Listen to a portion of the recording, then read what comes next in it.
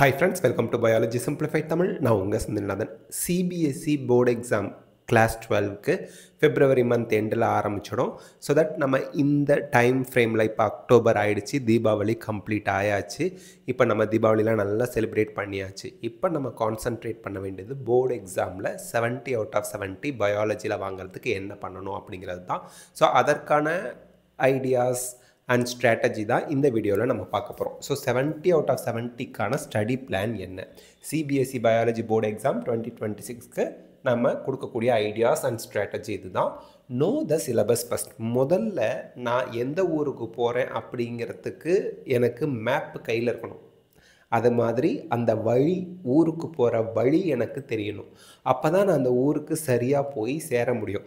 அதுபோல் உங்கள் பயாலஜி எக்ஸாமில் நீங்கள் நல்ல ஸ்கோர் வாங்கிறதுக்கான மேப்பே உங்கள் சிலபஸ் தான். ஏன்னா சிலபஸில் இருந்து தான் உங்களுக்கு கொஷினே கேட்க போகிறாங்க. பட் சிலபஸ்னால் நீங்கள் ஒன்றும் ஒரி பண்ணிக்க வேண்டாம். அதை எங்கே போய் தேடி பிடிக்கிறது? உங்கள் 12th ஸ்டாண்டர்டில் என்சிஆர்டி டெக்ஸ்ட் புக்கில் இருக்கக்கூடிய கண்டென்ட் தான் உங்களுக்கான சிலபஸ். ஸோ சிலபஸில் மொத்தம் 5 யூனிட் உங்களுக்கு இருக்குது. ஃபர்ஸ்ட் யூனிட் ரீப்ரொடக்ஷன் 12th ஸ்டாண்டர்டுக்கு பயாலஜியில், second unit genetics and evolution, third unit biology and human welfare, fourth unit biotechnology and applications, fifth unit ecology and environment. Okay, so இந்த 5 யூனிட்ஸுக்கு நமக்கு தெரியுது. இந்த 5 யூனிட்ஸில் என்னென்ன கான்செப்ட் இருக்குது, டாபிக் இருக்குது, எல்லாமே தெரியும் சார். ஏன்னா டெக்ஸ்ட் புக்கில் இருக்கக்கூடிய கண்டென்ட் தான் எங்களோட சிலபஸ். ஓகே, பட் எந்தெந்த யூனிட்டில் எவ்வளோ மார்க் கேட்பாங்க? நம்மளோட குறிக்கோள் அப்படிங்கிறது, நம்ம கோல் அப்படிங்கிறது 70 out of 70 வாங்குறதா இருக்கணும். 70க்கு 70 ஸ்கோர் பண்ணுறதா இருக்கணுமே. இது ஒழிய 60 வாங்கினா போதும், 55 வாங்கினா போதும், பாஸ் மார்க்குக்கு என்ன வழி அப்படி நம்ம யோசிக்கக்கூடாது. ஸோ தட் இப்போ நம்ம சொல்ல போகிற ப்ளூ பிரிண்ட் அப்படிங்கிறது அஃபிஷியல் தான். ஒவ்வொரு யூனிட்லேருந்து எவ்வளோ மார்க் வரும்னு. ஆனால் அதில் கேல்குலேட் பண்ணி படிக்கிறதுக்குள்ள எல்லாமே நீங்கள் படித்து 70க்கு 70 வாங்கணும். அதில் ஹை வெயிட்டேஜ் யூனிட் எது, கொஞ்சம் கம்மி வெயிட்டேஜ் உள்ள யூனிட் எதுன்னு தெரிஞ்சுக்கிறதுக்காக, ஃபார் அவர் அண்டர்ஸ்டாண்டிங், அவ்வளவுதான். ஸோ இப்போ வந்து பார்த்தீங்க அப்படின்னா தியரி பேப்பர் உங்களுக்கு தெரியும் 70 மார்க்குக்கு நீங்கள் எழுத போகிறீங்க. ரிமைனிங் 30 மார்க்ஸ் வந்து ப்ராக்டிக்கல் ஒர்க்குக்கு கொடுக்க போகிறாங்க. ஓகே, இந்த டேபிளில் இருக்கக்கூடியது வந்து பார்த்தீங்கன்னா அஃபிஷியலாக மார்க் டிஸ்ட்ரிபியூஷன் ஒவ்வொரு யூனிட்டுக்கும் எவ்வளோ அப்படிங்கிறது தான். ஃபஸ்ட் யூனிட் ரீப்ரொடக்ஷன், அதுலேருந்து உங்களுக்கு 16 மார்க்குக்கு கொஷின் வரப்போகுது உங்களோட பயாலஜி சிபிஎஸ்சி போர்ட் 12th எக்ஸாமுக்கு. Second unit genetics and evolution, அதுலேருந்து 20 மார்க் வரப்போகுது. பயாலஜி அண்ட் ஹியூமன் வெல்ஃபேர் யூனிட்லேருந்து 12 மார்க்குக்கு கொஷின் வரப்போகுது. பயோடெக்னாலஜி அண்ட் இட்ஸ் அப்ளிகேஷன்லேருந்து 12 மார்க்கு, ஈகாலஜி அண்ட் என்விரான்மெண்ட்லேருந்து 10 மார்க்கு. ஸோ டோட்டலாக 70 மார்க்கு, 30 மார்க் உங்களுக்கு ப்ராக்டிக்கல் எக்ஸாம். ஓகே, இப்போது நான் வந்து 70 out of 70 எடுக்கிறதுக்கு என்ன ஸ்ட்ராட்டஜி ஃபாலோ பண்ணணும் சார், அதை தான் இப்போ பார்க்க போகிறோம். First master the syllabus. உங்களோட என்சிஆர்டி டெக்ஸ்ட் புக் வச்சுக்கோங்க. 5 யூனிட் இருக்குது. அதில் இருக்கக்கூடிய சாப்டர்ஸ் எல்லாத்தையும் நீங்கள் தரவு பண்ணணும். Okay, first focus on definition and terminology. உங்களுக்கு தெரியும் தியரி பேப்பரில் 2 மார்க் 3 மார்க் 5 மார்க் கொஷின்ஸ்லாம் வரப்போகுது, மல்டிபிள் சாய்ஸ் கொஷின்லாம் வரப்போகுது. ஓகே, அப்போது நான் அதில் ஃபுல் மார்க் வாங்கணும். எங்கேருந்து எப்படி கொஷின் கேட்பாங்கன்னு தெரியாது. மார்க் டிஸ்ட்ரிபியூஷன் தெரியும், பட் எந்த மாதிரி கொஷின் கேட்பாங்கன்னு நமக்கு தெரியாது. அதனால் இருக்கக்கூடிய டெஃபினிஷன் எல்லாத்துலேயும் நல்லா ஃபோக்கஸ் பண்ணுங்கள். அண்ட் டெர்மினாலஜி, இருக்கக்கூடிய ஒவ்வொரு இம்பார்ட்டண்ட் டேர்ம்ஸையும் தெரிஞ்சு வச்சுக்கோங்க. பர்டிகுலராக ஒவ்வொரு டாப்பிக்லேயும் பிளாக் லெட்டர்ஸில், திக் லெட்டர்ஸில் ஹைலைட் பண்ணி கொடுத்துருக்கக்கூடியதெல்லாம் தெளிவாக படித்து வச்சுக்கோங்க. Second, solve all the NCERT questions. NCERT படிச்சுட்டு இருக்கும்போது டெக்ஸ்ட் புக்கில் ஒவ்வொரு டாபிக் படிக்கும் போதும் சில கொஷின் அவங்களே ரைஸ் பண்ணியிருப்பாங்க. அந்த டாபிக் முடியும் போது ஒரு சில கொஷின் அப்படியே பேராகிராஃப்லேயே கடைசியாக எண்டிங்கில் ரைஸ் பண்ணியிருப்பாங்க சில கொஷின். இதை பற்றி நீங்கள் என்ன நினைக்கிறீங்க, இது எப்படி இருக்கும் அப்படின்லாம் கேட்டிருப்பாங்க. அதுக்கான ஆன்சர் என்னங்கிறத தெரிஞ்சு வச்சு நல்லா ஞாபகம் வச்சுக்கணும். அதே போல் புக் பேக்கில் இருக்கக்கூடிய எக்ஸாம்பிளர் கொஷின்ஸ் அது எல்லாத்தையுமே நீங்கள் நல்லா ப்ராக்டிஸ் பண்ணி வச்சுக்கணும்.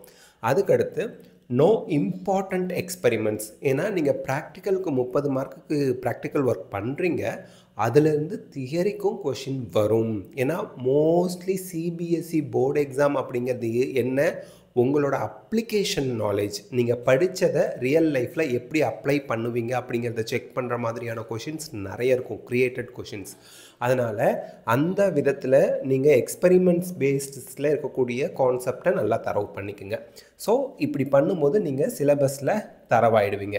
Next practice and revision. Practice ரொம்ப ரொம்ப முக்கியம். முயற்சி மட்டும் போதாது, பயிற்சியோடு சேர்ந்த முயற்சி தான் உங்களை வெற்றி அடைய வைக்கும் எக்ஸாம்ஸில். So solve the previous year papers. ஏன்னா ப்ராக்டிஸ் பண்ணுறதுக்கு ப்ராக்டிஸ் பேப்பருக்கு நான் எங்கே போகிறது சார்?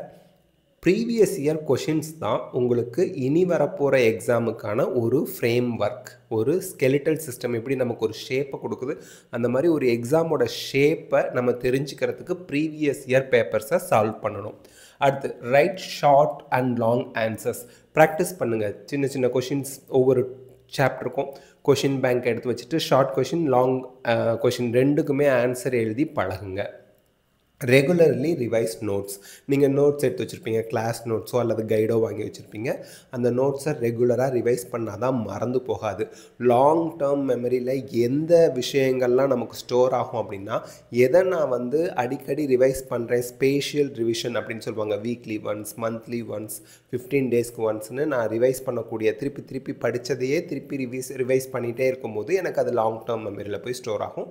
எக்ஸாமில் அதை நான் கொஷினாக வரும்போது ஆன்சர் பண்ண எனக்கு ரொம்ப ஹெல்ப்ஃபுல்லாக இருக்கும், ஞாபகம் இருக்கும். மறந்து போகுது சார், படித்ததெல்லாம் மறந்த மாதிரியே இருக்குது சார். காரணம் என்ன? ரிவிஷன் பண்ணாதது தான்.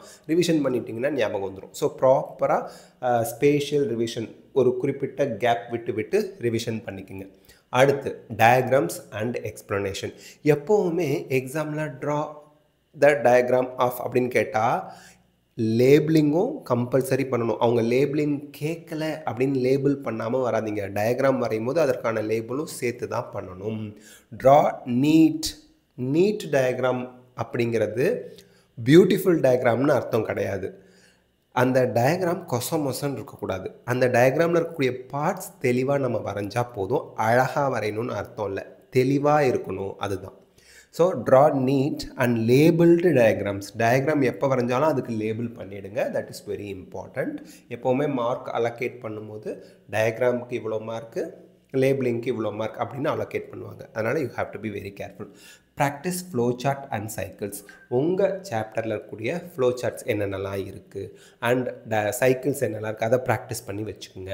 Understand biological processes. என்னென்ன ப்ராசஸஸ் கொடுத்துருக்காங்க. இப்போ அகரோஸ் ஜெல் எலக்ட்ரோஃபோரசிஸ் அப்படிங்கிறது ஒரு ப்ராசஸ், ஆர்டிஎன்ஏ டெக்னாலஜி அப்படிங்கிறது ஒரு ப்ராசஸ். ஸோ இந்த மாதிரி ப்ராசஸ்லாம் தெரிஞ்சு வச்சுக்கோங்க. அதை பேஸ் பண்ணி எக்ஸாமில் கொஷின் கேட்பாங்க. Smart study habits is very very very important. ஏன்னா இந்த 4 monthஸில் நம்ம எவ்வளோக்கு எவ்வளோ ஹார்ட் ஒர்க் பண்ணுறோம், அவ்வளோக்கு எவ்வளோ ஸ்மார்ட் ஒர்க்கும் சேர்ந்து இருந்தால் தான் நம்ம நல்ல ஸ்கோரை நம்ம போர்டு எக்ஸாமில் வாங்க முடியும். Okay, create study tables and take regular breaks. Study table அப்படிங்கிறது என்னென்னா டைம் டேபிள் தான். இன்றைக்கி பயாலஜி எவ்வளோ படிக்க போகிறேன், ஃபிசிக்ஸ் எவ்வளோ படிக்க போகிறேன், கெமிஸ்ட்ரி எவ்வளோ படிக்க போகிறேன், லாங்குவேஜ் எவ்வளோ படிக்க போகிறேன், ஸோ கொடுத்த ஹோம்ஒர்க்கை எப்போ முடிக்க போகிறேன், ஒரு டேபிள் மாதிரி நீங்கள் ஃபார்ம் பண்ணுங்கள், ஃப்ரேம் பண்ணுங்கள். அந்த டேபிளை ஃபாலோ பண்ண ட்ரை பண்ணுங்கள். பிரேக் கம்பல்சரி வேண்டும். பிரேக்னால் என்ன? நான் 4 மணி நேரம் படிக்க போகிறேன், 4 மணி நேரமும் உட்காந்து படிச்சுட்டு இருக்கக்கூடாது. ஃபஸ்ட்டு 20 minutes படிக்கிறீங்க, ஒரு 2-3 minutes அல்லது 5 minutes பிரேக் எடுத்துக்கிறீங்க. அடுத்த 20 minutes study, 5 minutes break, 20 minutes study, 5 minutes break. இந்த மாதிரி ஒவ்வொரு 20 minutes ஸ்டடி அந்த சைக்கிள் முடிஞ்ச உடனே ஒரு 5 minutes பிரேக் எடுத்துட்டிங்கன்னா அடுத்த 20 minutes ஆரம்பிக்கும் போது உங்களோட அந்த கிராபிங் பவர் ரொம்ப ஹையராக இருக்கும் அப்படிங்கிறது எக்ஸ்பெரிமெண்டலாக ப்ரூவ் பண்ணப்பட்டது. இதுக்கு பேர் பொமடோரோ டெக்னிக் அப்படின்னு சொல்லுவாங்க. ஒரு ஸ்டடி சைக்கிள் 20 minutes, அதுக்கப்புறம் 5 minutes break, 20 minutes study cycle, அதுக்கப்புறம் 5 minutes பிரேக். இந்த மாதிரி ஃபாலோ பண்ணி பாருங்கள். டயர்டே ஆக மாட்டீங்க. 4 மணி நேரம் படித்து முடிக்கும் போது அவ்வளோ சாட்டிஸ்ஃபைடாக இருக்கும், ஹாப்பியாக இருக்கும், இன்னும் கொஞ்சம் படிக்கலாம் அப்படின்னு உங்களுக்கே தோணும். ஓகேங்க, stay healthy and hydrated. This is very important. நீங்கள் என்ன சாப்பிட்றீங்கிறது ரொம்ப முக்கியம். உங்கள் குடல் இன்டெஸ்டைன் இருக்கு இல்லையா, அது செகண்ட் பிரெயின் மாதிரி.